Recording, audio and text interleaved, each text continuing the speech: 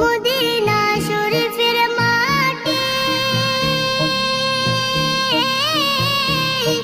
আমার চোখে মুখে বুকে মাখিও। এমন পবিত্র মাটি, এমন পবিত্র মাটি আমার নবীর রওজায়।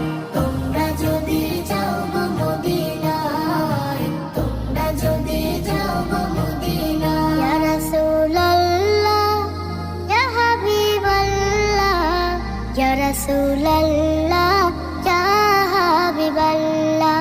মদিনা শরীফের মাঝে বেহেশতের বাগান আছে ও। সেই বাগানে শুয়ে আছেন, সেই বাগানে শুয়ে আছেন প্যারা নবী মুস্তাফা।